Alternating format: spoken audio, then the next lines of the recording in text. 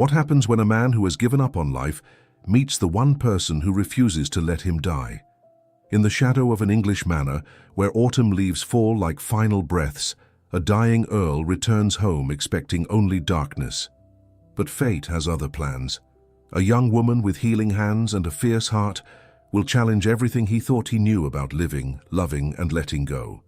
This is a story of second chances written in whispered prayers and opened windows, of a love that defies every rule society has drawn.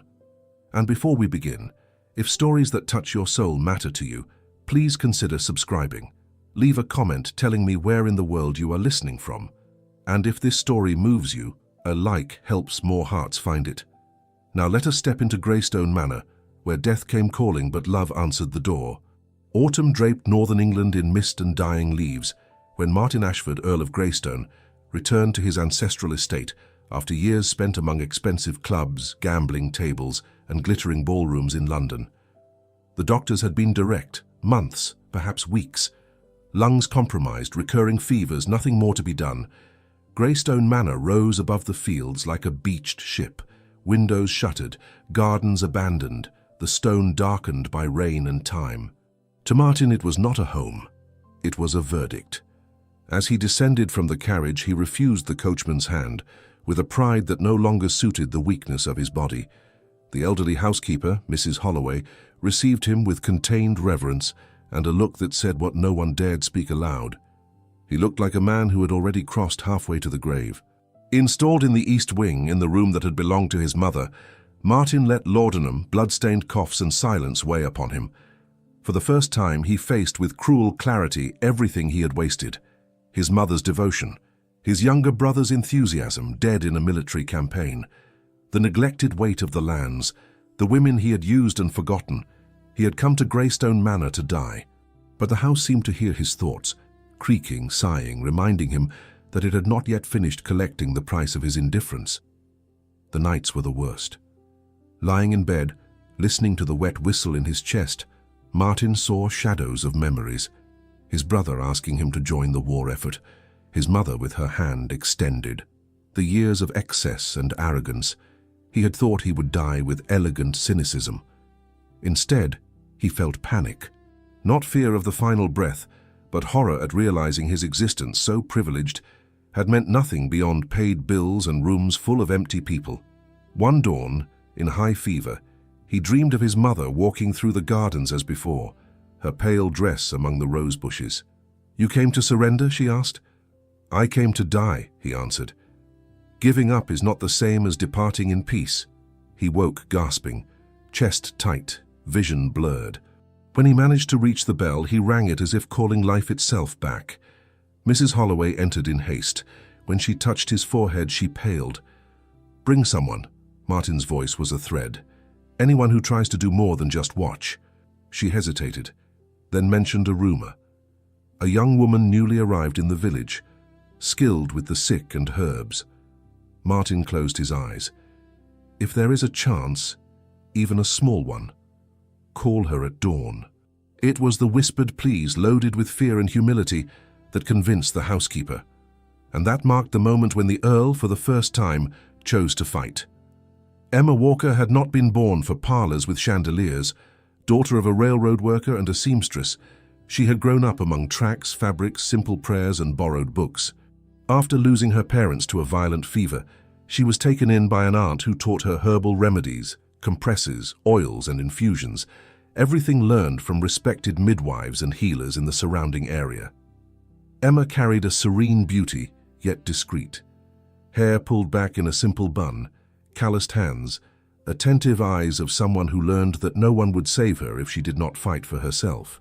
When Greystone Manor sought someone who would accept caring for a man on the brink of death, good salary, high risk, everyone backed away. Emma did not. "Disease does not frighten me as much as hunger," she responded, firm. "I know how to care for bad lungs. I know how to obey, but I also know what needs to be done." Mrs. Holloway analyzed the young woman with skepticism. There was something in Emma's posture, respect without blind subservience, that stood out. But remembering Martin's pleas, she relented. That same night before dawn, a servant was knocking at the door of the boarding house where Emma was staying. The housekeeper sent for you. The Earl has worsened." Emma grabbed the small bag with her herbs, the notebook of notes, a worn coat.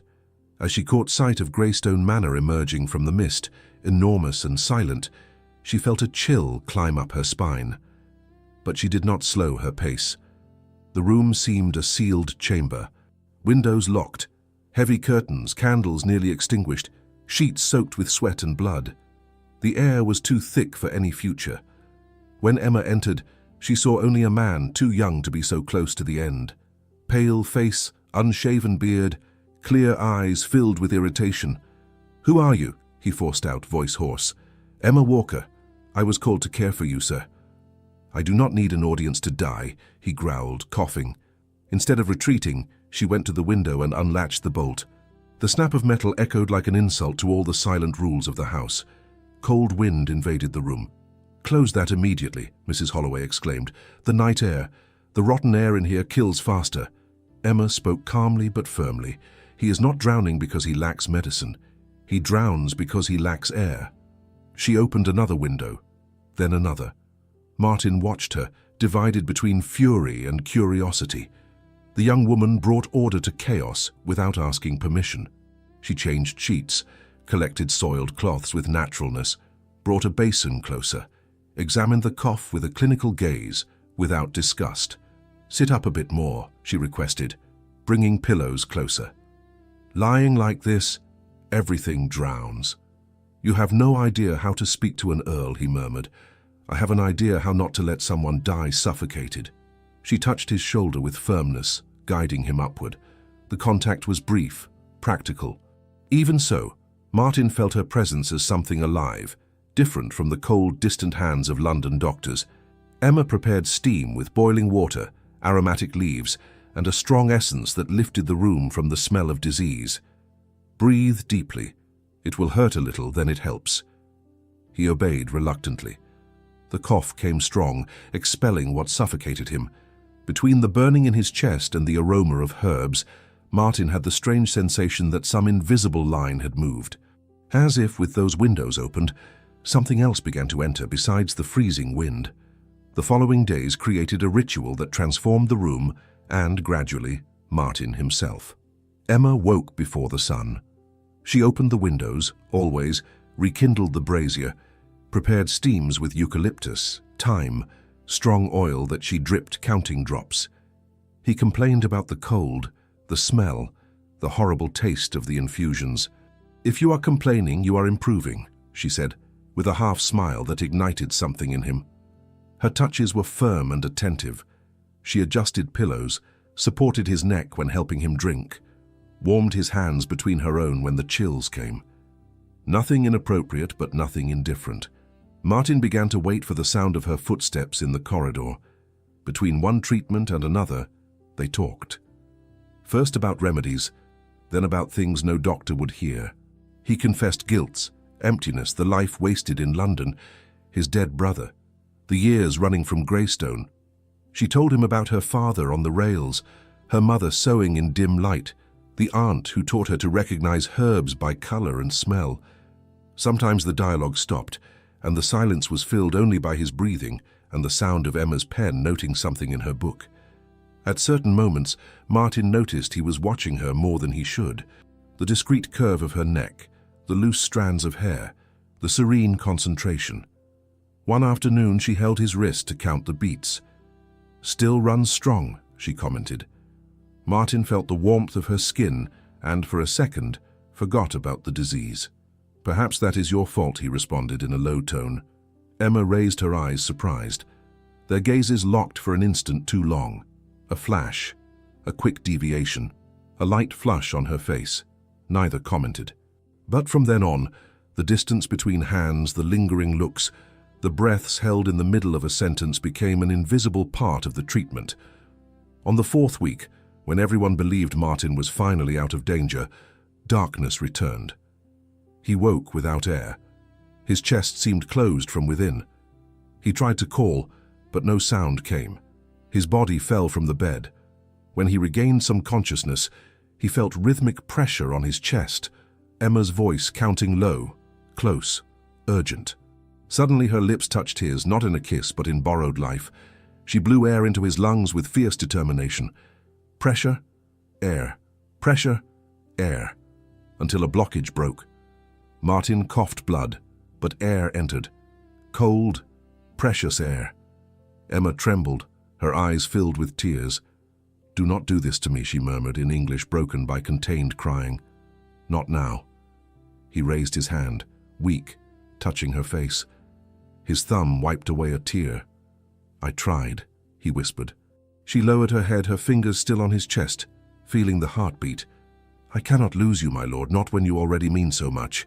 He heard every word, engraved them. After that, Emma worked as if at war. Stronger poultices, constant steams, vigil all night long. Mrs. Holloway watched, astonished, as an exhausted maid proved firmer than all the expensive doctors. At dawn, Martin was still alive. And something was different, not just in the lungs. After the crisis, Emma erected walls. She fulfilled her care duties with impeccable efficiency, but avoided conversations, cut any attempt at lightness, no longer hummed softly while preparing herbs. Martin felt the absence of that silent warmth as he had once felt the lack of air. One rainy afternoon, when he could already stand, supported, he decided. "Emma," he called when she placed the infusion on the table. "Stay. The tea grows cold if—" "I am not asking about the tea. Sit down." She hesitated, then sat on the edge of the sofa, rigid. "What do you wish, my lord? To know why you hide from me since that night?" Her eyes wavered. "I am not hiding. I am just doing my work. You saved my life, Emma, more than once. And that night you said I meant something. I will not pretend I did not hear." She paled. "I overstepped my place. I was tired. I should not have said anything. I am only a servant. You are everything I will never be." Martin rose slowly, approaching. Still fragile but firm. "Listen." His voice was low but decided. "Months ago I had nothing, no purpose. Now I wake expecting to hear your footsteps. No title matters when you enter this room. Open the windows and look at me as if I were just a man who can be saved." Her eyes brightened. "That is gratitude. It will pass when you are healthy." "No." He took a step closer, enough to feel the light scent of herbs and soap. "Gratitude does not make the heart race when your hand touches mine. It does not make my decisions revolve around a woman who sleeps on a sofa to prevent me from dying alone. I fell in love with you, Emma, and I will not apologize for it." She shook her head, tears contained. "You do not understand what you say. An earl and a maid. I would be a reason for laughter. You would lose everything. What I lost was too much time living for appearances." He held her hands carefully, as if they were something sacred. "I want to live for something that matters. For someone who matters. I want to live for us. Us does not exist for people like me," she responded, but her voice came out weak. "Then let us create it." He breathed deeply. "Marry me, Emma." The world seemed to stop. She stared at him, stunned. "This is madness. It is the first sane decision of my life. Not because you saved me, but because with you I learned what it is to want to live. If you say no, I accept. If you say yes, every breath I have left will be used to honor that choice." The silence lasted long seconds. Outside, rain beat against the window. Finally, Emma closed her eyes, 2 tears sliding down. "I am afraid," she confessed, "of not being enough, of not fitting into your world." "Then let us be afraid together," Martin said, bringing his face closer without touching her lips. "But together." She inhaled deeply. "Yes." The word came out in a trembling whisper, but true. The news of the engagement between the Earl and the young maid spread through Greystone Manor like fire through dry straw.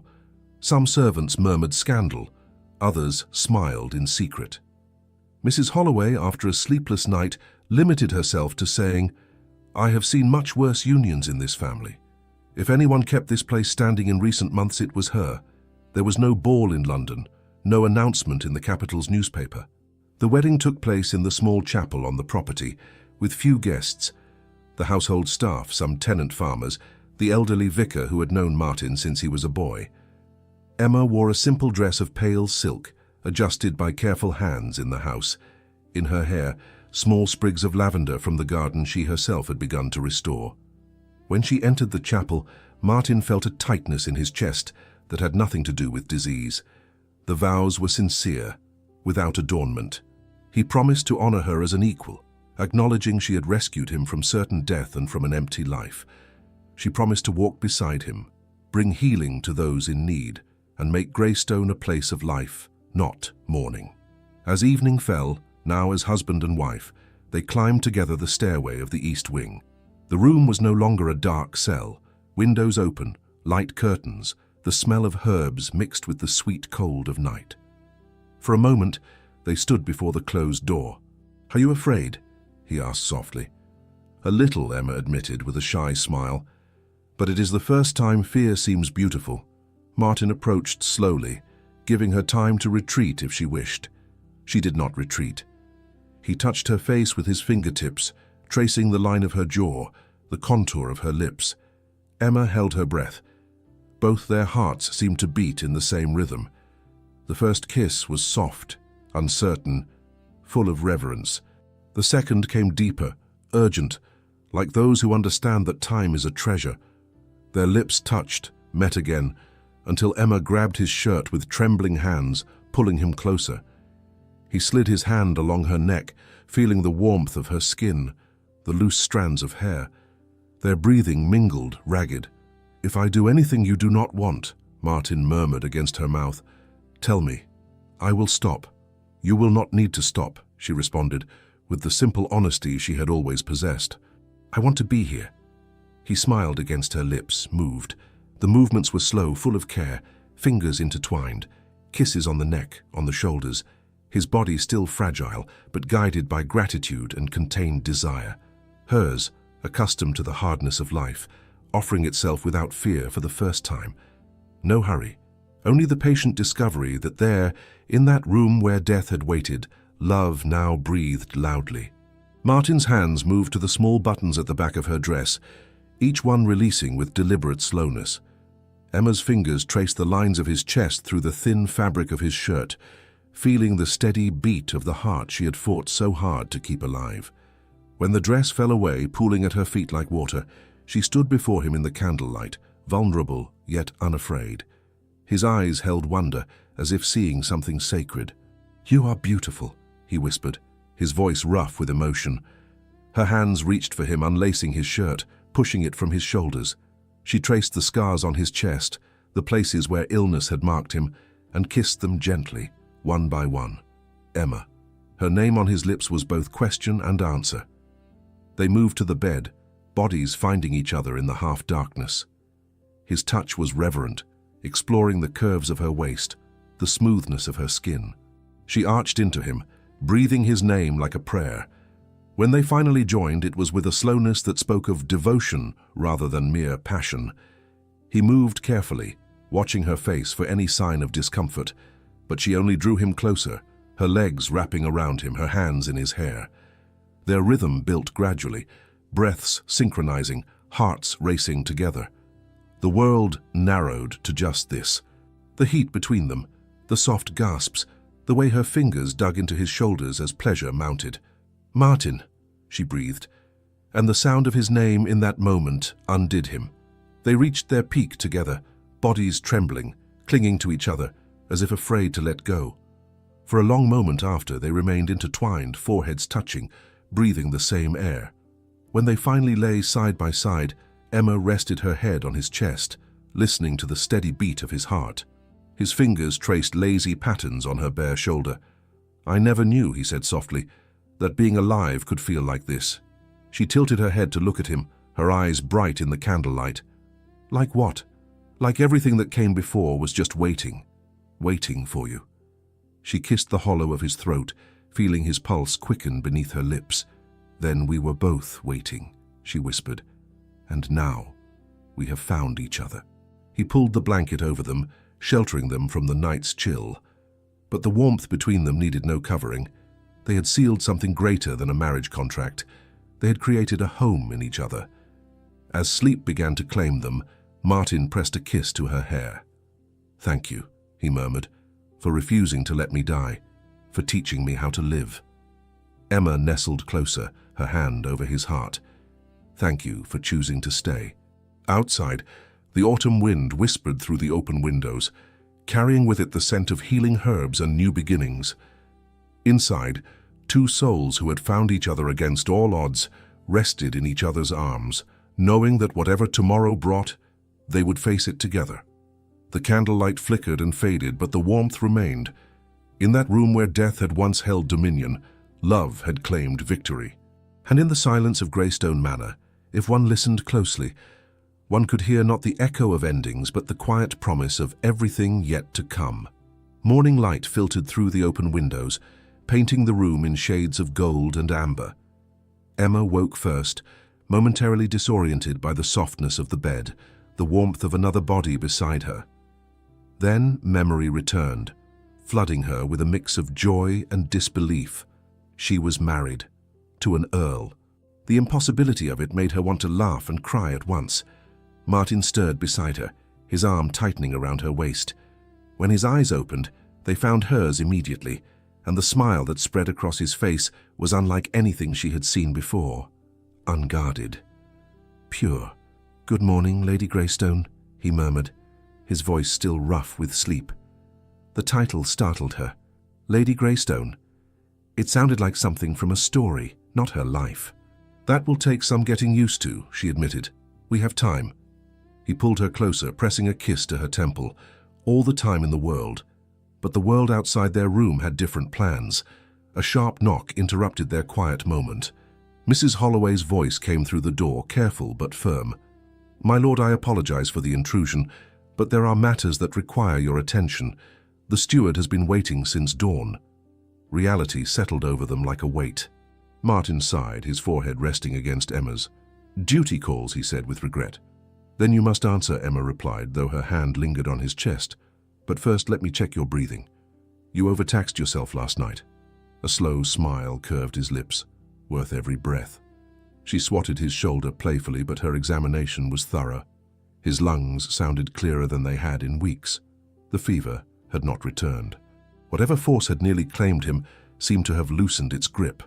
"You are healing," she said softly, wonder in her voice. "Because of you, no.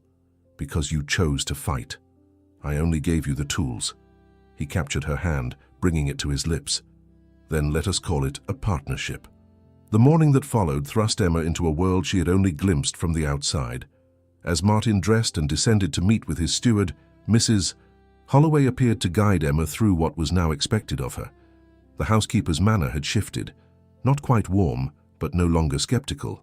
Professional respect had replaced doubt. "The household accounts will need your review," Mrs. Holloway explained, leading Emma through corridors that seemed endless. The previous countess always met with the cook on Tuesdays to plan menus. The linen inventory is due, and the tenant families will expect a visit from the lady of the manor. Emma's head spun. Lady of the manor, she who had scrubbed floors and tended the sick for pennies. "I know nothing of running a grand house," she confessed, her voice tight with anxiety. Mrs. Holloway paused, turning to study her. "Then learn. You proved yourself capable of far more difficult tasks than managing linens and menus. The Earl chose you for a reason beyond what happened in that sick room. Do not doubt yourself now." The words, stern yet oddly encouraging, steadied Emma. "Teach me," she said, lifting her chin. "I will not shame this house or the name I now carry." Something like approval flickered in the older woman's eyes. "Very well, Lady Greystone. We begin with the household ledgers." The hours that followed were a blur of numbers, names, duties, and expectations. Emma's head ached from trying to remember which servant managed what, which tenant farmed which land, how much was spent on candles versus coal. But beneath the overwhelm, determination burned. She had not come this far to fail now. When Martin found her in the small study that afternoon, she was surrounded by open ledgers, her hair escaping its pins, ink smudged on her fingers. "You look like you are planning a military campaign," he observed, amusement and affection in his voice. "I am trying to understand how to run your household without disgracing us both," she replied, not looking up. Our household, he corrected, moving behind her chair. And you could never disgrace me. His hands came to rest on her shoulders, thumbs working at the tension gathered there. Emma sighed, letting her head fall back against him. There is so much I do not know, she admitted, so much I fear I will do wrong. Do you remember what you told me when I first complained about your remedies, he asked. That if you were complaining, you were improving. Exactly. You are learning. That is all anyone can ask. He pressed a kiss to the top of her head. Besides, I have faith in you. You saved a dying man. Managing servants and menus should be simple in comparison. She laughed despite herself, turning in the chair to look up at him. His color was better, she noted with satisfaction. The shadows beneath his eyes had lightened. How did your meeting go, she asked. Long, complicated, but necessary. He pulled another chair close, sitting so their knees touched. The estate has been neglected for too long. My father, then I, we both failed in our duties. There is much to repair. Then we repair it together, Emma said firmly. Something shifted in his expression, gratitude mixed with something deeper. I met with the steward about the tenant cottages, Martin continued. Many need repair before winter truly sets in. Roofs leak, walls crumble. I authorized the funds to fix them properly. That is good, Emma said. But there is more that could be done. Tell me. She hesitated, then pressed forward. The village has no one trained to help with childbirth or common illnesses. Women die from things that could be prevented with simple knowledge. Children suffer from fevers that could be treated with the right herbs. Martin studied her, understanding dawning. You want to help them. I want to do what I know how to do. I did not stop being a healer when I became your wife. No, he said slowly. You did not. And you should not have to. He reached for her hand, lacing their fingers together. What do you propose? Emma's heart raced with possibility. One of the unused rooms here could be set up for treating the sick. Nothing elaborate, just clean, well-stocked with remedies and supplies. I could see patients twice a week. Teach some of the women basic healing skills. The old Martin, the one who had returned to Greystone to die, would have refused. Would have cited propriety, social standing, what was appropriate for a countess. This Martin, the one who had been reborn in that sick room, simply nodded. We will make it happen, he said. Choose your room. Make a list of what you need. I will see it done. Tears pricked Emma's eyes. You trust me that much? I trust you with my life, Emma. I trust you with our future.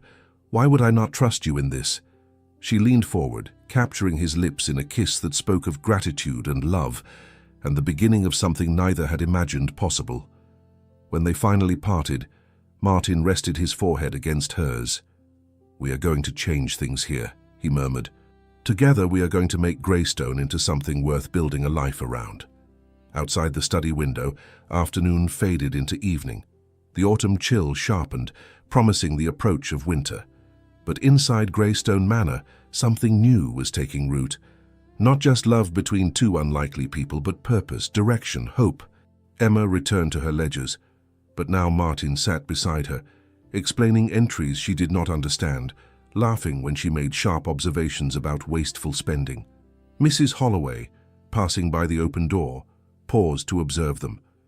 The dying lord and the common healer, now husband and wife, heads bent together over household accounts. She shook her head, but a small smile touched her lips. Perhaps miracles still happened at Greystone after all. The transformation of the East Parlour into a healing room took less than a week. Martin spared no expense. Clean, whitewashed walls, sturdy shelves for remedies, a proper examination table, cabinets stocked with everything Emma requested. Word spread quickly through the village. The new countess, once a healer, would see patients every Tuesday and Thursday morning. The first day, Emma woke before dawn, nerves twisting her stomach into knots. She dressed carefully in a simple but well-made gown, her hair arranged neatly but practically. Not too grand, not too plain, a balance she was still learning to strike. Martin found her in the healing room, arranging jars of dried herbs for the third time. They will come, he said gently, reading her anxiety. What if they do not? What if they see me as overstepping? A servant pretending to be something she is not? He crossed to her, taking her restless hands in his. "Emma, look at me." She met his gaze, finding steady confidence there. "You are not pretending anything. You are a healer. You have always been a healer. A title does not change that, and anyone who comes through that door will be grateful for your skill, regardless of what name you now carry." A knock sounded. They both turned. Mrs. Holloway stood in the doorway, and behind her, a line of people stretched into the corridor. Women holding babies, old men leaning on canes, children with fever-bright eyes. "It seems," the housekeeper said dryly, "that you need not have worried about patients, my lady." Emma's throat tightened with emotion. Martin squeezed her hand once, then stepped back. "I will leave you to your work," he said, "but I will be close if you need me." As he passed Mrs. Holloway, the older woman spoke quietly. "The village has needed this for a long time, my lord. You chose well." The morning passed in a blur of examinations, remedies dispensed, advice given. Emma fell into the familiar rhythm of healing work, her confidence growing with each patient. An elderly farmer with a persistent cough received a tonic and instructions for steam treatments. A young mother worried about her infant's rash left with a soothing salve and reassurance. A boy who had fallen from a tree had his sprained wrist properly wrapped and splinted. Between patients, Emma made careful notes in her journal, documenting symptoms and treatments. The scientific mind her aunt had encouraged bloomed in the careful observations. By midday, the last patient departed. Emma sagged into a chair, exhausted but deeply satisfied. Martin appeared in the doorway, carrying a tray with tea and sandwiches. "You forgot to eat," he observed. "I forgot everything except the work," she admitted, accepting the tea gratefully. He settled into the chair across from her, watching as she devoured the food with unladylike speed. Instead of disapproval, his expression held only fondness. "You were remarkable," he said. "I watched for a while. The way you spoke to them, how you made even the frightened children feel safe. You have a gift, Emma." She flushed at the praise. "I only did what needed doing. That is what makes it remarkable. You see what needs doing, and you do it without hesitation." He paused, something troubled crossing his features. "I received a letter this morning, from London." Emma's hand stilled on her teacup. What did it say? An invitation, or perhaps a summons would be more accurate. "Several of my peers are demanding I bring my new wife to town. They wish to meet the woman who captured the dying Earl of Greystone." The way he said it made clear what they really meant. They wanted to inspect her, to judge whether she was worthy, to see if the rumors of a servant bride were true. "When?" Emma asked, fighting to keep her voice steady. 3 weeks. There is to be a gathering at Lord Ashworth's estate. Small by London standards. Only 50 or so guests, only 50. Emma nearly laughed at the absurdity. She had never been in a room with 50 people of consequence in her entire life. "You do not have to go," Martin said quickly. "I can make excuses." "No." Emma set down her teacup with deliberate care. "I am your wife. I will not hide as if I am something to be ashamed of. You are not—" "I know. But they will try to make me feel that way, will they not?" Martin's silence was answer enough. "Then I will go, and I will face them," Emma said, lifting her chin. "I did not come this far to retreat now." Pride and concern warred in Martin's expression.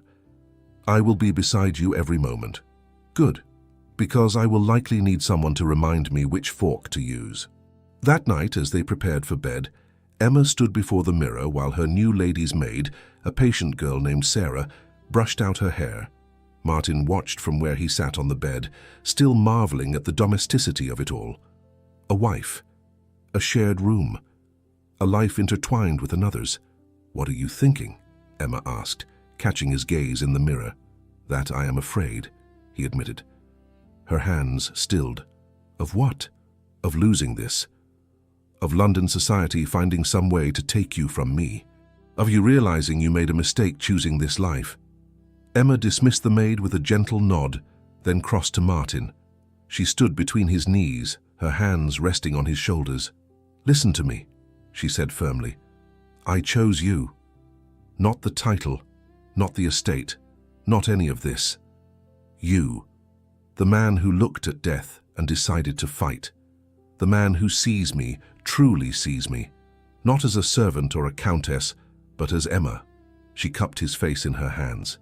Whatever happens in London, whatever they say or think or whisper behind their fans, it does not change what we are to each other. Martin pulled her down into his lap, burying his face against her neck. I do not deserve you. Perhaps not, she said lightly. But you are stuck with me regardless. He laughed against her skin, the tension easing from his shoulders. When he pulled back to look at her, his eyes held that heat she was learning to recognize. You know, he murmured, his hands settling on her waist, I never properly thanked you for this morning's success. Oh? Emma's breath caught as his lips found the sensitive spot below her ear. And how does one properly express gratitude? Let me show you. He stood, lifting her with him, and carried her to the bed. The curtains were still open, moonlight spilling across the sheets.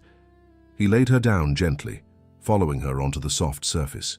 Their lovemaking had grown more confident, more exploratory. Emma no longer hesitated to touch him, to ask for what she wanted. Martin delighted in learning what made her gasp, what made her fingers dig into his shoulders. Tonight, he took his time, kissing down the column of her throat, learning the landscape of her body with devoted attention. When he finally moved inside her, it was with a slowness that made her arch against him, seeking more.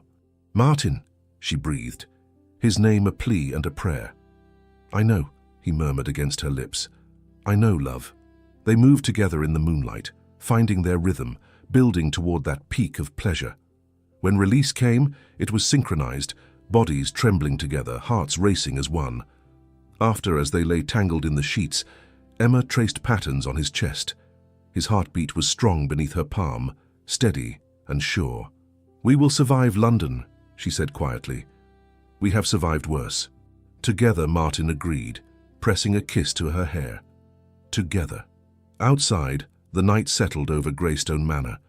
Inside, two people who had found each other against all odds held fast, knowing that whatever challenges lay ahead, their connection was stronger than society's doubts. But in the back of Emma's mind, a small voice whispered warnings. London was not the village. The people there would not be grateful patients seeking her help. They would be judges, looking for reasons to find her wanting. She pushed the thought away, focusing instead on the warmth of Martin's arms, the safety she felt in this room, in this bed, with this man who had chosen her above all propriety. 3 weeks, she thought. 3 weeks to prepare for a world that would never truly accept her. But she had faced death and won. Surely she could face a ballroom. The 3 weeks passed in a whirlwind of preparation. A seamstress from the nearby town was summoned to create gowns appropriate for London society. Emma stood for endless fittings, feeling like a doll being dressed for display. The fabrics were finer than anything she had ever touched. Silk that whispered against skin, velvet deep as midnight, lace delicate as spiderwebs. Each gown was a small fortune, and Emma felt the weight of it like a stone in her chest. This is too much, she protested, as the seamstress pinned yet another hem. Nonsense, Martin said from where he reviewed correspondence at the desk. You are a countess. You must look the part. I would rather spend this money on medicine for the village, and we will. But right now, you need armor for a different kind of battle. His words settled the argument, but not her discomfort. Mrs. Holloway took it upon herself to tutor Emma in the finer points of etiquette. Which fork for which course, how to hold a teacup, the proper form of address for various ranks of nobility. Your instincts are good, the housekeeper acknowledged one afternoon. You have natural grace, but London society looks for reasons to exclude. Do not give them ammunition. Emma absorbed it all with the same focus she applied to learning herbs. Information was power, whether in healing or in navigating ballrooms. The night before their departure, Emma could not sleep. She rose from bed carefully, trying not to wake Martin, and went to the window. The autumn moon hung low, painting the gardens in silver. Cannot sleep? Martin's voice came from behind her. She turned, finding him watching her from the bed. Too many thoughts. He held out his hand. Come here. Emma crossed to him, letting him pull her back under the covers. He arranged her against his chest, his arms a shelter. Tell me what frightens you most, he said softly. Emma was quiet for a long moment. That they will look at you with pity, she finally admitted. That they will think you lowered yourself. That they will see me and wonder what possessed you to choose so far beneath your station. Martin's arms tightened. Then, they are fools who do not deserve a moment of our concern. But it will hurt you. Their judgment, their whispers. Let them whisper. He tilted her face up to meet his gaze. Emma, I spent years seeking approval from people who valued nothing but wealth and bloodlines. It nearly killed me, literally. You gave me life, you gave me purpose. If society cannot see your worth, that is their blindness, not your failing. She kissed him then, pouring into it all the gratitude and love and fear she could not articulate. He responded with matching intensity, rolling her beneath him. Their lovemaking that night held an edge of desperation, as if by joining their bodies they could fortify themselves against what lay ahead. Martin worshipped her with hands and mouth, drawing gasps and moans from her throat. Emma met him with equal fervor, claiming him as thoroughly as he claimed her. When they finally collapsed together, spent and breathing hard, Martin pressed his forehead to hers. Whatever happens, he whispered, we face it together. Together, she echoed. The journey to London took 2 days. They travelled in the Greystone carriage, well appointed but not ostentatious. Emma watched the countryside roll past, each mile taking her further from the safety of Greystone Manor. Martin read to her from books of poetry, trying to distract her. Sometimes it worked. Other times she simply stared out the window, her hand clutched in his. On the second evening they stopped at a coaching inn. The proprietor recognized Martin's title and gave them the best room, bowing and scraping with nervous energy. Alone in the room, Emma moved to the window. London was close now. She could almost feel it looming. Martin came up behind her, wrapping his arms around her waist. His chin rested on her shoulder. "Do you remember what you told me once?" he asked. "About fear. That it does not frighten you as much as hunger." He smiled against her neck. "No. You said that disease did not frighten you, that you knew how to face it." Emma turned in his arms. "London society is not a disease, Martin. Is it not?" He brushed a strand of hair from her face. "It infects people with false values, makes them believe birth matters more than character. You have already proven yourself immune to such sickness. You see clearly. That is why you will survive this." His faith in her was both a comfort and a burden. What if she could not live up to it? As if reading her thoughts, he added, "And if it becomes too much, we leave. We are not prisoners there. Say the word, and we return home." Home. Greystone Manor had become that, she realized. Not because of the building, but because of the man standing before her. She pulled him toward the bed, needing the reassurance of his touch. They made love slowly, tenderly, communicating in touches what words could not convey.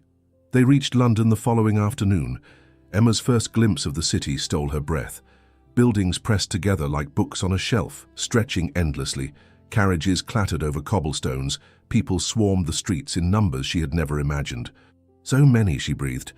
"And yet most of them live fuller, more honest lives than the people we will dine with tonight," Martin said quietly.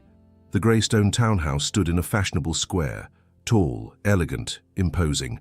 Servants lined up to greet them, all strangers to Emma. She recognized the calculation in their eyes, judging, measuring. The housekeeper here, Mrs. Pemberton, was nothing like Mrs. Holloway. Her courtesy was impeccable and utterly cold. "My lady," she said, with a curtsy that held no warmth. "Your rooms have been prepared. Shall I have your maid begin unpacking?" "Yes, thank you," Emma managed. Inside, the townhouse was beautiful and sterile. No herbs drying in the kitchen, no patients waiting in healing rooms. Just expensive furniture and the faint smell of beeswax and wealth. Emma felt the walls close in. That evening, they attended a small dinner. Only 20 guests, Martin had assured her. Small by London standards. Emma wore one of her new gowns, sapphire silk that brought out the colour in her eyes. Sarah had arranged her hair in an elaborate style that felt precarious. One wrong move and the whole construction might tumble. Martin looked magnificent in his evening clothes. The illness had left him lean, but it only added to his aristocratic bearing. When he offered his arm, his smile was meant to be encouraging. It felt like marching to execution. The dinner was held at Lord and Lady Ashworth's mansion, even grander than the Greystone townhouse. Chandeliers dripped crystal. Footmen stood like statues. Everything gleamed with wealth and polish. The moment they entered the drawing room, conversation stuttered, then resumed at a higher pitch. Emma felt every eye turned toward her, assessing, dissecting. Martin, Lord Ashworth approached with hearty false cheer. "And this must be your new bride. How delightful." "Lady Emma," Martin said, his hand firm on her back. "May I present Lord Ashworth, an old school friend?" "My lady." Ashworth bowed. We were all quite surprised by Martin's sudden marriage. Such a romantic tale we have heard. The emphasis on romantic dripped with innuendo. Emma kept her expression serene as Mrs. Holloway had taught. "My husband and I are very happy," she said simply. Of course, of course." Ashworth's smile did not reach his eyes. "You must tell us all about yourself. Martin has been quite mysterious about your background." Before Emma could respond, a woman approached. Beautiful, perfectly dressed, with eyes like chips of ice. "Martin," the woman purred, "how wonderful to see you recovered. We all thought you lost to us forever. Lady Catherine," Martin's voice went flat, "may I present my wife Emma? Emma, this is Lady Catherine Thornbury." Emma recognized the name. Martin had mentioned her once, dismissing the connection as meaningless. But the way Catherine looked at Martin suggested otherwise. "How charming," Catherine said, her gaze raking over Emma. "You must be very proud, securing such an advantageous match." The insult was delicate, perfectly worded to sound like a compliment while conveying utter contempt. "I am proud to have married a man of integrity and courage," Emma replied, her voice steady. "Advantages come in many forms." Catherine's smile sharpened.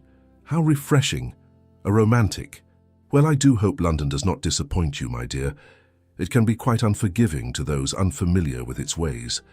Martin's hand tightened on Emma's back, a silent warning to Catherine that she was treading dangerous ground.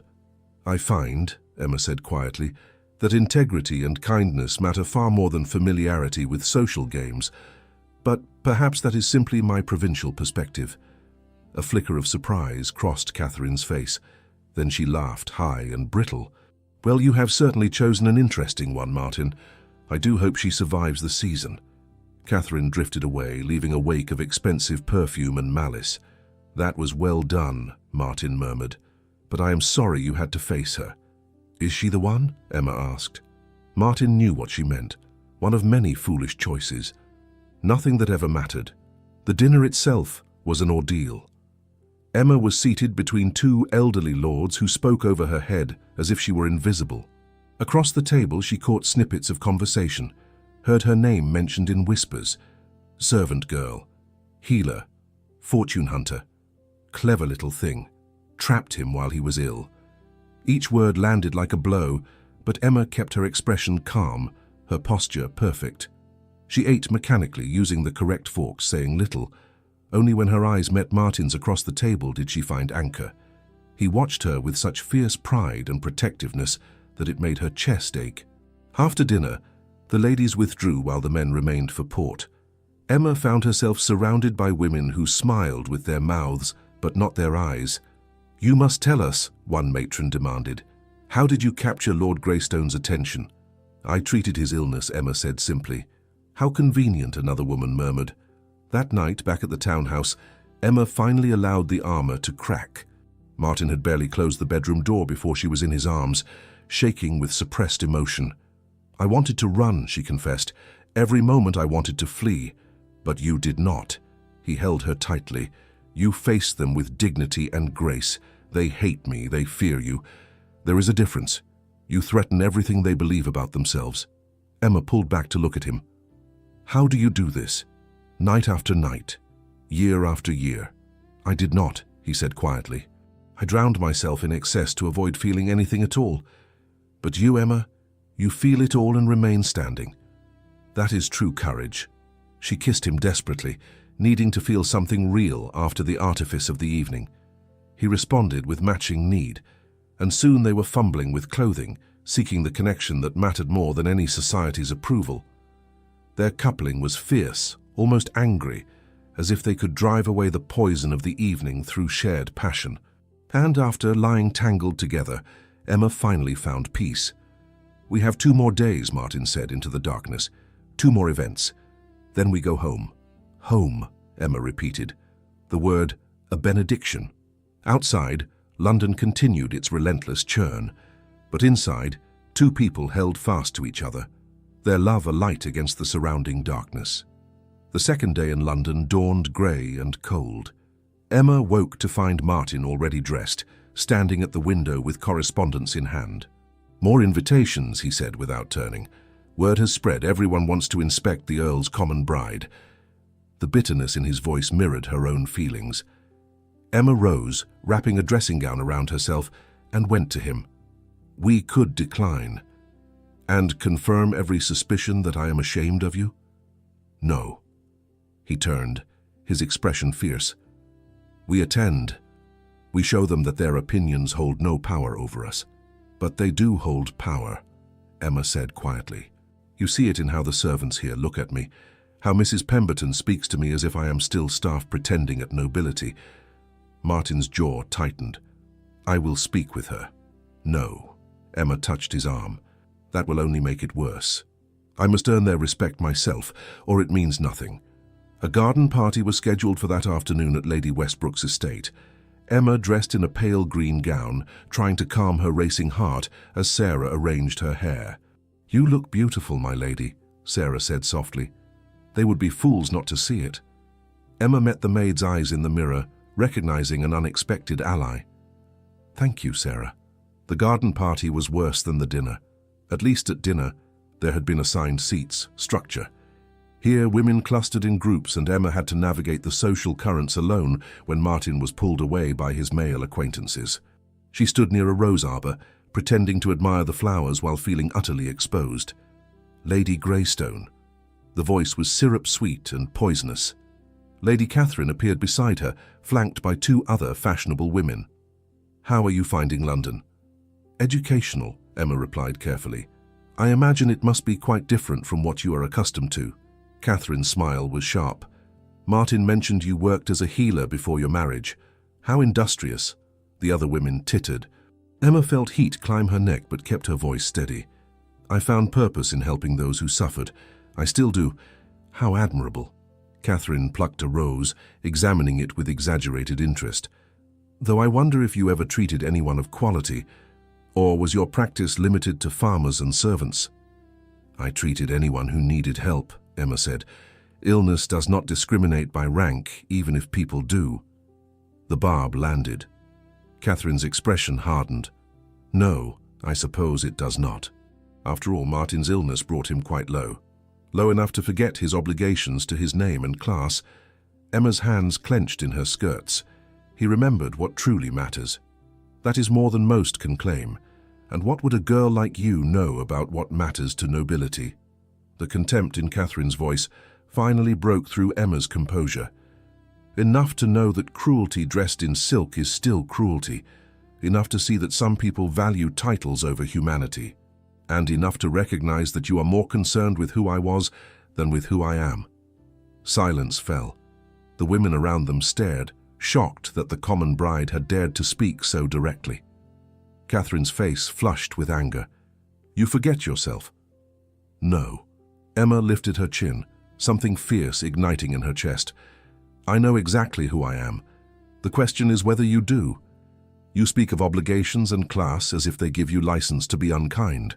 But I have seen true nobility in people with nothing, and I have seen poverty of spirit in those who have everything."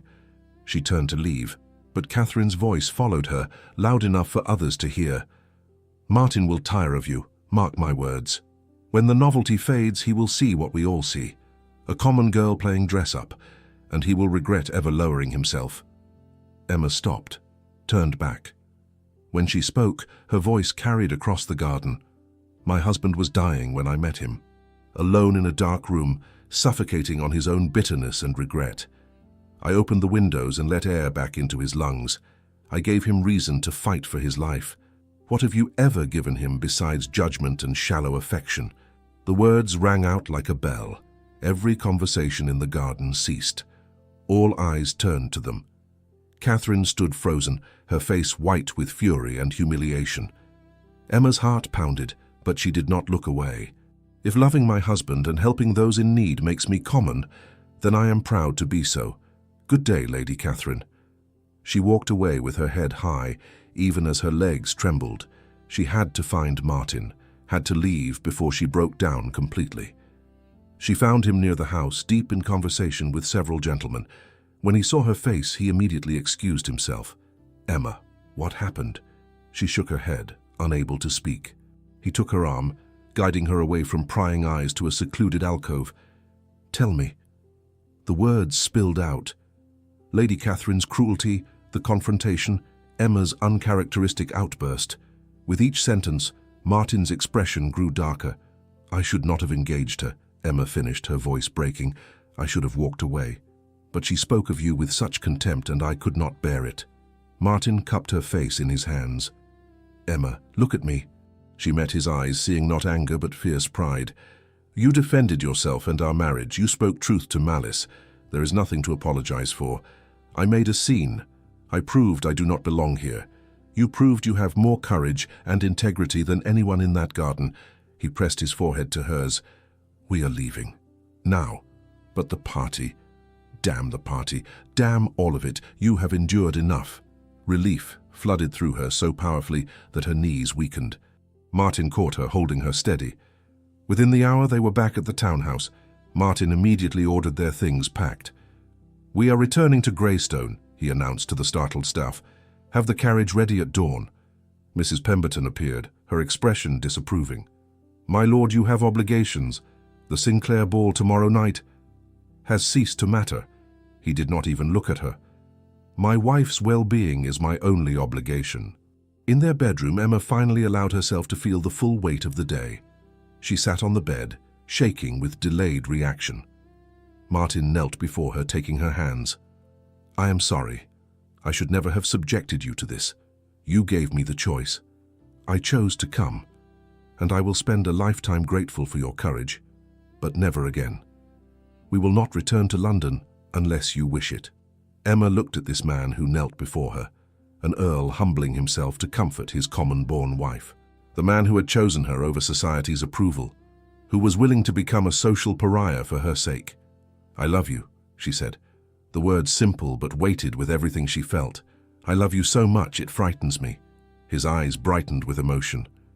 And I love you, more than reputation, more than approval, more than anything this city represents. He rose, pulling her up with him, and kissed her with a tenderness that made her chest ache. The kiss deepened, became more urgent. They undressed each other slowly, savoring each touch. When they came together, it was different from the fierce passion of the previous night. This was affirmation, healing, a silent promise that they were enough for each other, that no outside judgment could touch what they shared. Martin moved inside her with deliberate slowness, watching her face, committing every expression to memory. Emma arched beneath him, her hands threading through his hair, pulling him closer. I am yours, she whispered. Only yours. And I am yours, he breathed against her lips. Always. Their release came in waves, gentle but profound, leaving them clinging to each other in the aftermath. They lay tangled together, skin to skin, hearts beating in synchrony. Tomorrow we go home, Martin said into her hair. Home, Emma echoed. The word had never sounded so beautiful. That night, neither slept much. They talked in whispers, made love again with quiet intensity, held each other as London darkness pressed against the windows. In the early morning hours, Emma rose to look out at the sleeping city. Martin came up behind her, wrapping his arms around her waist. Do you regret coming? He asked. Emma thought about it. Lady Catherine's cruelty, the whispers, the judgment, but also her own strength in facing it, the clarity it had brought about what truly mattered. No, she said finally. I needed to see this world to understand why you left it, and they needed to see that I will not apologize for loving you. Martin pressed a kiss to her temple. You are extraordinary. I am ordinary, she corrected, but ordinary people can do extraordinary things when they choose love over fear. As dawn broke over London, the Greystone carriage stood ready. Servants loaded trunks with efficient speed. Mrs. Pemberton handed Martin a stack of messages. All declined invitations, all bridges burned. "The Ton will not forget this, my lord," she said stiffly. "Good," Martin replied. "I want them to remember that some things matter more than their approval." Emma settled into the carriage, watching London recede behind them with no sense of loss. She had faced the beast and survived. More than survived. She had proven to herself that she belonged anywhere Martin was, regardless of what society decreed. As the countryside opened before them, green and endless, Emma felt the tension drain from her shoulders. Martin pulled her close, and she rested her head on his shoulder. "No more London?" she asked. "Not unless you desire it. I desire only Greystone. Our home, our life. Then that is what we shall have." The carriage rolled on, carrying them away from judgment and toward the place where they had found each other, where windows stayed open and healing happened, where love had taken root in unlikely soil and grown into something neither could have imagined. Behind them, London's social machinery would grind on. Stories would circulate about the earl who defied convention and the common bride who dared to stand up to her betters. But ahead lay Greystone Manor, waiting to welcome them home. And that was all that mattered. The sight of Greystone Manor rising from the autumn mist felt like a benediction. Emma leaned forward in the carriage, her heart lifting as familiar stone walls came into view. "Home," she breathed. Martin squeezed her hand, understanding in that single word everything she felt. Relief, joy, belonging.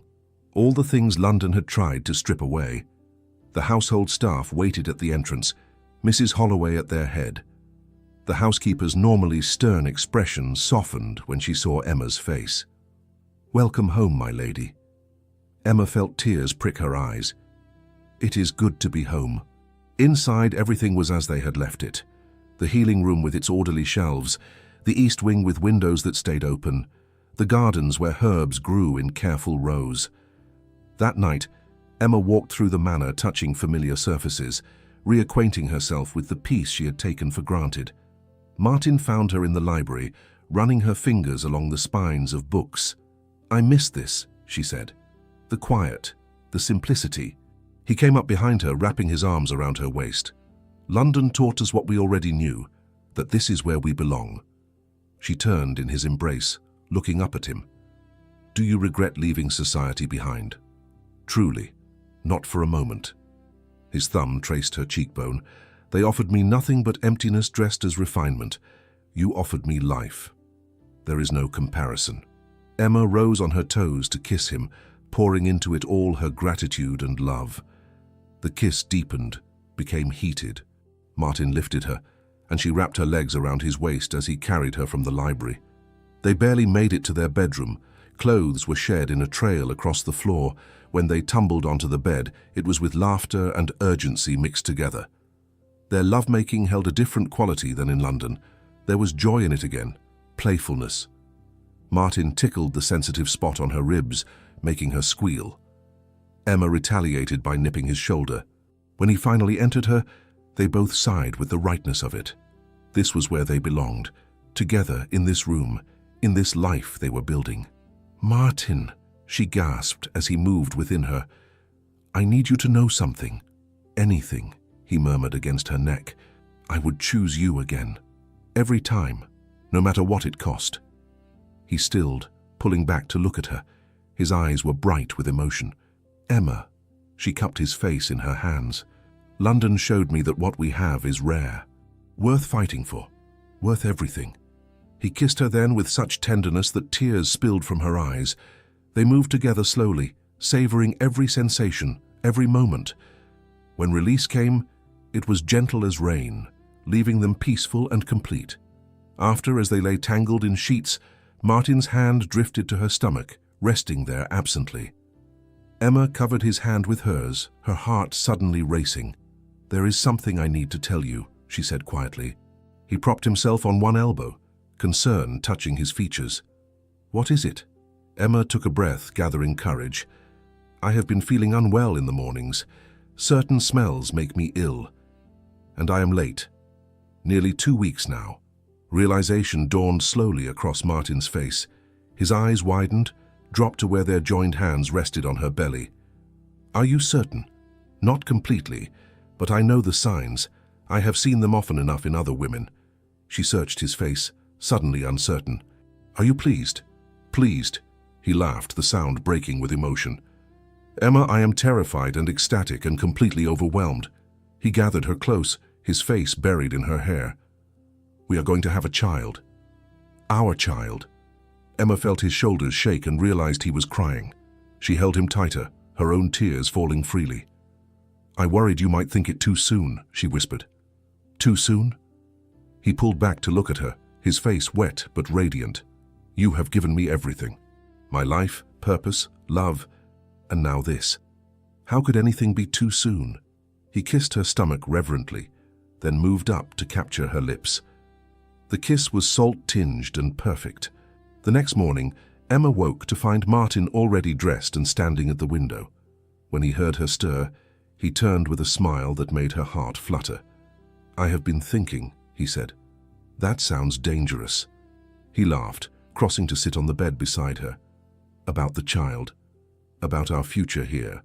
Emma sat up, suddenly serious. "What about it? I want to expand your healing work, not just the room here, but proper facilities in the village, a place where women can give birth safely, where the sick can receive care. I want our child to grow up seeing that we use our privilege to help, not to lord over others." Emma's throat tightened. "That would cost a great deal. We have a great deal. And what good is wealth if we hoard it?" His hand found hers. "You showed me that my life could have meaning beyond my own pleasure. Let us build something that matters, something our child can be proud of." She threw her arms around his neck, overwhelmed by love for this man who kept surprising her with his goodness. Over the following weeks, plans took shape. Martin consulted with builders. Emma drew diagrams of what a proper clinic might need. They rode together into the village, meeting with families, assessing needs. The news of Emma's pregnancy spread quickly through the household and village. Mrs. Holloway became fiercely protective, monitoring what Emma ate and how much she worked. "You need rest, my lady," the housekeeper insisted, after finding Emma reorganizing the healing room. "I am pregnant, not fragile," Emma protested, but the older woman's concern touched her. Mrs. Holloway's expression softened in a way Emma had never seen. A child in this house again. It has been too long. Emma understood then that the housekeeper's stern exterior hid deep loneliness. This was her home too, and she had mourned its emptiness. "Will you help me?" Emma asked impulsively. "With the baby? I know the medicine, but I have never been a mother." Tears brightened the older woman's eyes. "It would be my honor, Lady Greystone."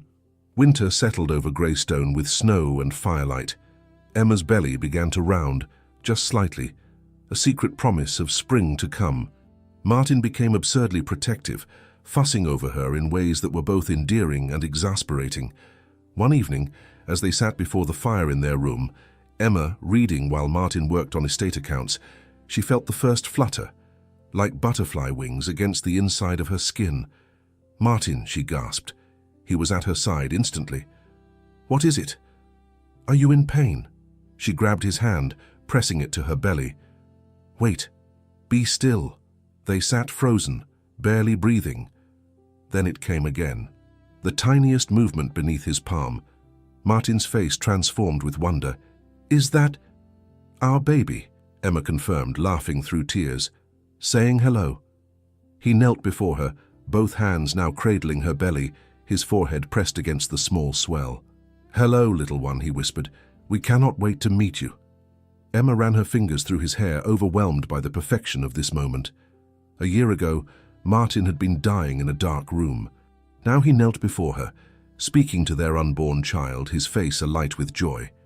The transformation was complete, not just in his body, though that had healed remarkably, but in his spirit. He had found purpose, love, hope, and she had been part of that journey. "What are you thinking?" Martin asked, looking up at her. "That you were wrong," she said softly. "About what? You said I gave you everything. But you gave me just as much. A home, a family, a life I never dared dream of." He rose, pulling her up with him into a gentle embrace, careful of her belly. "We gave each other everything," he corrected. That is what love does. They swayed together in the firelight. No music needed. Outside, snow fell softly over Greystone Manor. Inside, two people who had saved each other held close, dreaming of the life they would soon welcome. The child would be born in spring, when the gardens bloomed and windows stayed open, when healing herbs pushed through the earth and light returned. But even now, in the depths of winter, there was warmth enough. In this room, in these arms, in the life growing between them. Martin pressed a kiss to Emma's hair, feeling her heartbeat against his chest, the small flutter of their child between them. "Thank you," he whispered. "For what? For refusing to let me die. For opening the windows. For loving me when I did not deserve it." Emma pulled back to look at him, her hands framing his face. "You deserved it. You just did not know it yet, but I saw you, Martin. Even in that dark room, I saw who you could become." "And who am I?" he asked, though he already knew the answer. "Mine," she said simply, "and I am yours, and soon we will be three." He kissed her then, tender and deep, tasting the promise of their future. When they finally parted, he rested his hand on her belly once more, marveling at the miracle of it. Outside, Greystone Manor stood solid against the winter wind.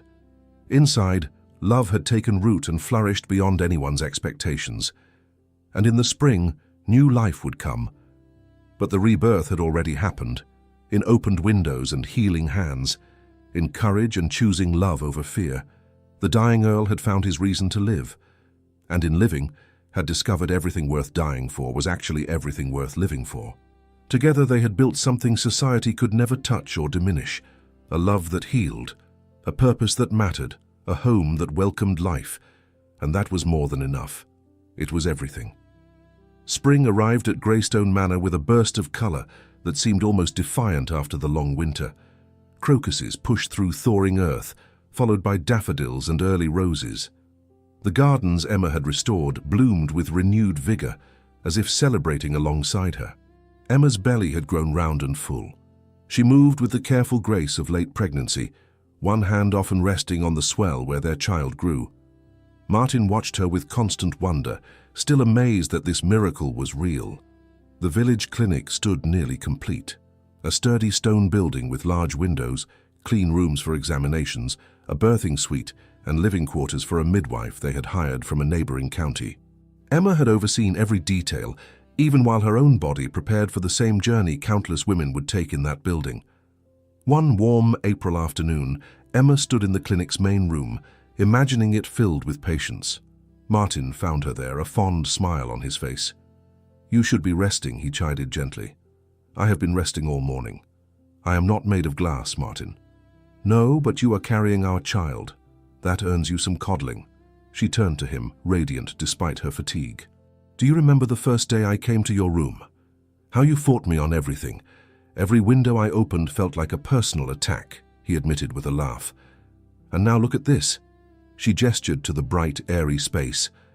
"Windows everywhere. Light and air. You have learned well." He crossed to her, pulling her carefully into his arms. "I had an excellent teacher." She rested her head against his chest, feeling their child move between them. The baby had become quite active, kicks and rolls that sometimes took Emma's breath away. "Are you frightened?" Martin asked quietly. "About the birth?" Emma considered the question honestly. "A little. I have seen births go well and badly. I know the risks." His arms tightened. "I wish I could bear this for you." She looked up at him, touched by the fierce protectiveness in his eyes. "You have given me everything I need. Safety, love, the best midwife we could find. The rest is in God's hands."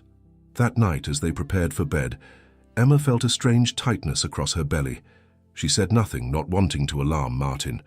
But when it came again an hour later, stronger, she knew. "Martin," she said carefully, "I think it is time." He went pale. "Time? Now? Babies come when they choose." She managed to smile despite the growing discomfort. "Send for Mrs. Holloway and the midwife." The hours that followed blurred together. Emma had attended enough births to know what to expect, but experiencing it herself was entirely different. The pain came in waves, building and receding, demanding all her focus. Martin refused to leave her side, despite Mrs. Holloway's protests about propriety. He held Emma's hand through each contraction, wiped her brow, whispered encouragement when she felt her strength waning. "I cannot," Emma gasped during a particularly fierce wave. "It is too much." "You can," Martin said firmly, his face close to hers. "You are the strongest person I know. You saved my life. You faced down London society. You can do this." His certainty anchored her. She gripped his hand hard enough to hurt and pushed through the pain. Dawn was breaking when the midwife finally smiled. "Almost there, my lady, one more." Emma bore down with everything she had left, Martin's voice in her ear, his hand in hers. And then a cry, high and indignant and absolutely perfect. "A girl," the midwife announced, healthy and strong-lunged. They placed the baby on Emma's chest and the world narrowed to this tiny, squalling creature. Dark hair plastered to her head, face red with outrage, fists waving. Perfect. Martin stared at his daughter with an expression of such pure wonder that Emma's heart could barely contain it. "She is beautiful," he breathed, "like her mother." "She has your eyes," Emma said, laughing and crying at once. Martin touched the baby's tiny hand, and impossibly small fingers wrapped around his thumb. The infant quieted, seeming to sense her father's presence. "Hello, little one," he whispered. "Welcome to the world. We have been waiting for you." The midwife and Mrs. Holloway worked efficiently, cleaning and settling mother and child. When they finally had privacy, Martin lay carefully beside Emma on the bed, both of them gazing at the sleeping infant nestled between them. "What shall we name her?" Emma asked. Martin was quiet for a long moment. "What about Grace?" Emma looked at him, understanding the meaning behind the choice. Grace, for the undeserved gift that had saved him, for the mercy that had brought them together. "Grace Eleanor," Emma said. "Eleanor for your mother." His eyes brightened with tears. "She would have loved you, both of you." They lay together as morning light filled the room, watching their daughter sleep. Every tiny expression, every small sound, felt miraculous. Over the following weeks, Emma marveled at how quickly Grace became the center of their universe. Martin proved to be a devoted father, walking the floors at night when the baby cried, changing nappies with surprising competence, speaking to her in soft tones as if she understood every word. Mrs. Holloway transformed into a doting grandmother figure, her stern exterior melting completely when Grace was in her arms. The entire household seemed to revolve around the tiny countess. But Emma and Martin still found moments for themselves, late evenings after Grace fell asleep, stolen hours in their room where they reconnected as husband and wife, not just as parents. 2 months after the birth, when Emma had recovered her strength, Martin came to her with a specific intent in his eyes. She recognized that look and felt warmth bloom in her belly. "The midwife said I am healed," Emma said, understanding his unspoken question. "Are you certain?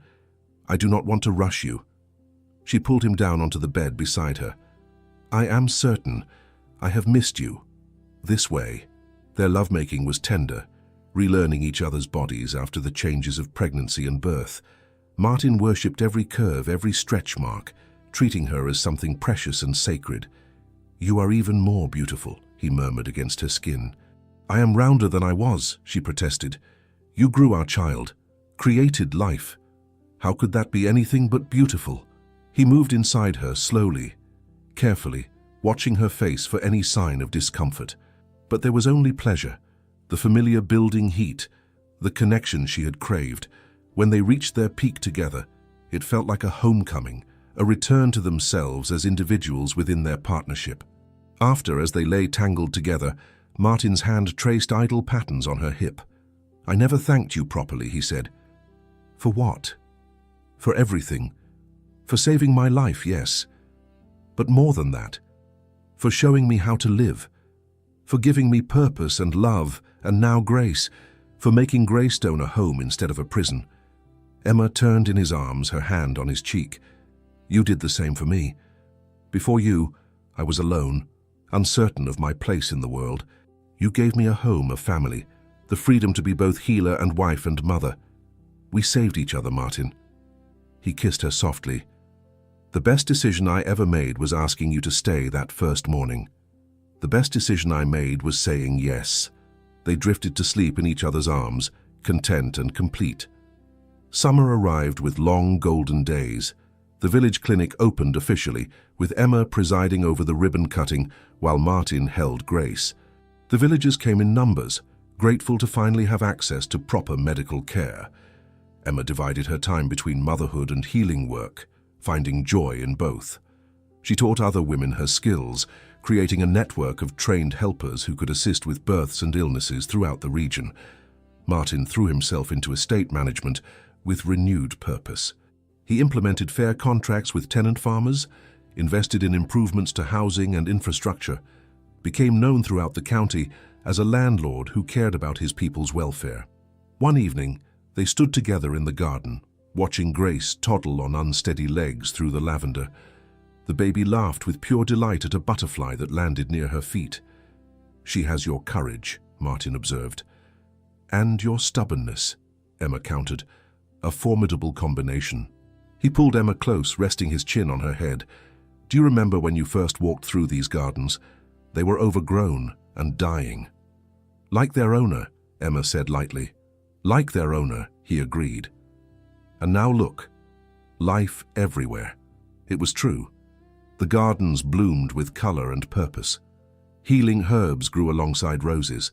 Vegetables flourished in the kitchen garden. Everywhere, Emma's touch had brought renewal. She turned in his arms to face him. "We built something good here." "We did. And we are not finished. There is still so much to do, so many ways to help." Emma smiled, thinking of the clinic, the families they had assisted, the lives they had touched. "Together, we will do it all." Grace squealed as the butterfly took flight, her chubby arms reaching upward. Martin scooped her up, lifting her high as she giggled with delight. "Higher, Papa," she demanded in her baby voice. Emma watched her husband and daughter, her heart so full it ached. This life they had built together against all odds, despite society's judgment, was more than she had ever dared dream. The dying Earl had not just survived, he had thrived, and in his thriving had given life to so many others. As the sun set over Greystone Manor, painting the sky in shades of amber and rose, Emma felt profound gratitude for second chances, for opened windows, for love that healed and grew and multiplied, for choosing life again and again, even when darkness beckoned. They walked back to the manor together, a family. As evening birds sang and the first stars appeared, behind them the gardens rustled with gentle wind. Ahead, the house glowed with welcoming light. Home, in every sense that mattered. And in the morning there would be more work to do, more lives to touch, more love to share. But for now there was this, 3 hearts beating as one, a family forged in the crucible of near death and impossible love. It was enough, more than enough. It was everything. 3 years passed like pages turning in a beloved book. Each season brought new chapters to the life Martin and Emma built together at Greystone Manor. Grace grew into a curious, spirited child with her father's clear eyes and her mother's determined chin. She followed Emma through the healing rooms, mimicking her mother's careful movements, and trailed Martin through the estate, asking endless questions about everything she saw. The village clinic had become the heart of the community. Women gave birth safely within its walls. Children recovered from fevers under Emma's watchful care. The network of trained healers Emma had established spread throughout the region, saving countless lives. Martin's transformation of the estate had become a model studied by other landowners. Fair wages, decent housing, education for tenant children. Greystone was no longer just a name on a deed. It was a community that thrived. One autumn afternoon, remarkably similar to the day Martin had first returned to die, a carriage approached the manor. Emma, playing in the garden with Grace, watched it arrive with curiosity. A gentleman emerged, well-dressed but travel-worn. Martin came out to greet him, and Emma saw recognition cross her husband's face. "Lord Ashworth," Martin said, surprise evident in his voice, the man from London, the one who had hosted that first terrible dinner. Emma's hand instinctively found Grace's shoulder, protective. "Martin," Ashworth said, his expression humble. "I apologize for arriving unannounced. Might I have a word?" Martin glanced at Emma. She nodded, understanding. Whatever this was, they would face it together. In the study, with Emma present at Martin's side, Ashworth explained his visit. His wife was gravely ill. The London doctors had given up hope. He had heard stories, unlikely stories, about the Countess of Greystone and her miraculous healing work. "I know I have no right to ask," Ashworth said, his voice breaking, "after how we treated you, Lady Greystone, but my wife is dying, and you are my last hope." Emma looked at Martin, a silent conversation passing between them. She saw in his eyes what she felt. That pain was pain, regardless of who suffered it. That healing was not conditional on past kindness. "I will come," Emma said quietly, "but I make no promises. If the illness is too advanced, there may be nothing I can do." Ashworth's eyes filled with tears. "Thank you. I do not deserve your compassion, but thank you." Within hours, Emma was packed and ready. Martin insisted on accompanying her, leaving Grace in Mrs. Holloway's capable care. The journey to Ashworth's estate took 2 days. During that time, Emma learned that Lady Ashworth suffered from a lung infection, complicated by fever and weakness, similar to what Martin had faced years ago. When they arrived, Emma found a woman who reminded her painfully of Martin on that first night, pale, struggling to breathe, eyes filled with fear and resignation. Emma immediately began her work, opening windows despite the protests, preparing steam treatments, administering carefully measured doses of the remedies she had refined over years of practice. Martin watched her work with the same awe he had felt that first morning. She moved with confidence and compassion, treating Lady Ashworth with the same care she had shown him. Lord Ashworth hovered anxiously until Emma gently but firmly sent him away. "You cannot help here. Go. Trust that I will do everything possible." Over the next week, Emma waged the same battle she had once fought for Martin. Sleepless nights, constant vigilance, the careful balance between medicine and hope. Martin stayed close, supporting Emma as she had once supported him. He brought her food when she forgot to eat, held her when exhaustion made her tremble, reminded her that she could only do her best. On the 8th day, Lady Ashworth's fever broke.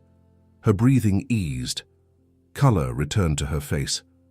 Emma sagged with relief, the weight of responsibility finally lifting. "You saved her," Ashworth said, his voice thick with emotion. "Just as you saved Martin." "I gave her the tools to fight," Emma corrected, too tired for false modesty. She did the rest herself. That evening, Lady Ashworth was well enough to sit up and take broth. She looked at Emma with tears streaming down her face. "I was cruel to you," she whispered. "At that garden party, I said terrible things." Emma remembered. Lady Ashworth had been one of Catherine's companions, laughing at the barbs aimed at the common countess. "You were frightened of what I represented," Emma said without anger, "of change, of things you did not understand. I was a fool." Lady Ashworth reached for Emma's hand. "Can you forgive me?" Emma thought about the journey that had brought her here, about opened windows and second chances, about how love had transformed not just Martin, but her, and now rippled outward to touch others. "Yes," she said simply. "I can." When they finally returned to Greystone, Grace ran to meet them, throwing herself into Martin's arms. "Papa! Mama! You came back!" Martin lifted his daughter high, breathing in her familiar scent of sunshine and lavender. "Always, little one. We will always come back." That night, after Grace was asleep, Emma and Martin stood at their bedroom window, looking out over the moonlit gardens. "Do you regret going?" Martin asked. "Helping them after everything?" Emma shook her head. "No. It felt like closing a circle. They judged me once. Now they understand that healing is not about status or breeding. It is about compassion and skill." "You are remarkable," he murmured, pulling her close.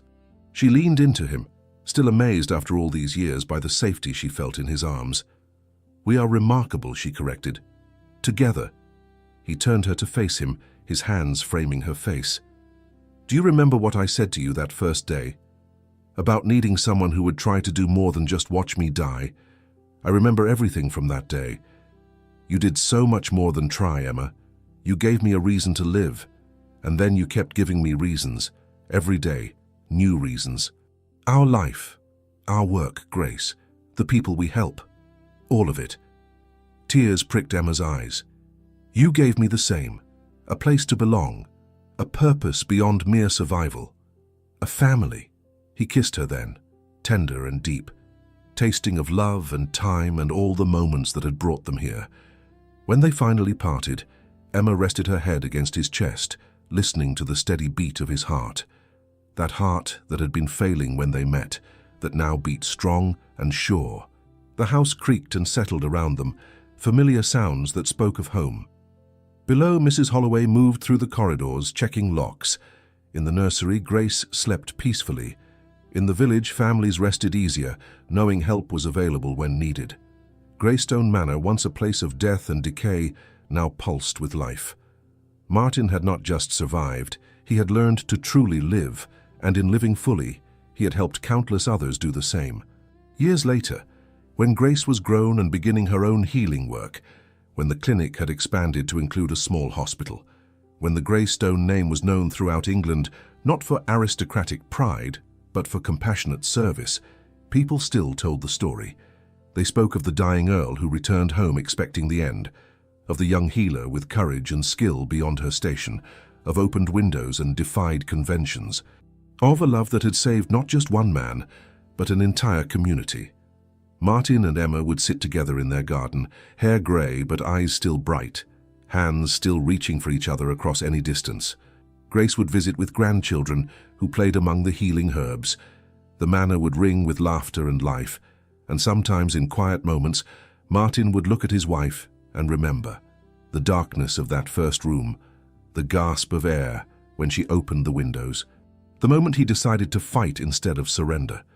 "Thank you," he would say, as he had said countless times over the years. "For what?" Emma would ask, though she knew. "For refusing to let me die. For opening the windows. For loving me into life." And she would smile, that same serene smile that had first captivated him, and reply, "Thank you for choosing to stay," because that was what it had all come down to. Choice. The choice to fight instead of surrender, to love instead of fear, to open windows instead of hiding in darkness, to build something meaningful with whatever time they were given. The legacy of Greystone was not wealth or title. It was this simple truth, lived out daily in opened doors and helping hands and hearts that chose love again and again. The dying Earl had found his cure. Not in medicine, but in purpose. Not in isolation, but in connection. Not in darkness, but in deliberately, defiantly, choosing light. And the common healer had found her true calling, not just in treating the sick, but in teaching others that worth is measured not by birth, but by how you choose to use whatever gifts you are given. Together, they had built something that would outlast them both. A legacy written not in stone, but in the lives they touched, in the children born safely, in the illnesses cured, in the community strengthened, in the love that multiplied and spread like seeds on the wind. When the story was told in years to come, people would shake their heads in wonder. An earl and a maid, death and healing, judgment and acceptance, all the impossible things that became possible when two people chose each other over everything the world said they should be. And at the heart of it all, one simple truth that changed everything. Love, real love, is not just an emotion, it is a choice, made daily, in small moments and large, in opened windows and held hands, in fierce defense and tender care, in choosing to fight for life, for each other, for something greater than yourself. Martin Ashford, Earl of Greystone, had come home to die. Instead, he found Emma Walker, and in finding her, he found everything worth living for. She had opened the windows, he had chosen to breathe, and together they had built a life that proved love is the greatest healer of all. The end of one story, the beginning of a legacy that would echo through generations. A legacy written in hope, sealed in devotion, and carried forward on the breath of every life they touched. Greystone Manor stood strong against the passage of time, but stronger still was what lived within its walls. Love, purpose, family, hope, the things that matter, the things that last, the things worth choosing again and again, until the very end. In a world that measures worth by titles and wealth, two unlikely souls proved that the greatest treasures are found in opened windows and hands that refuse to let go. Martin came home to die but found a reason to live.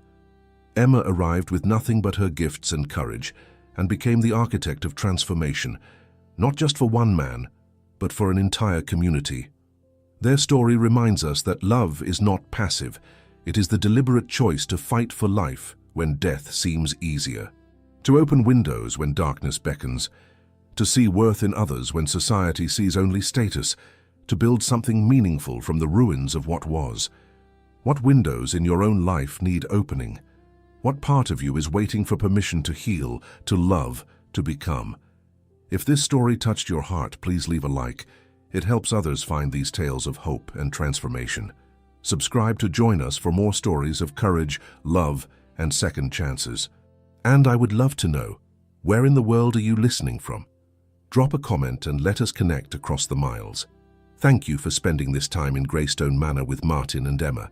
May their courage inspire you to choose love, to choose life, and to never stop opening windows. Until the next story, keep choosing light.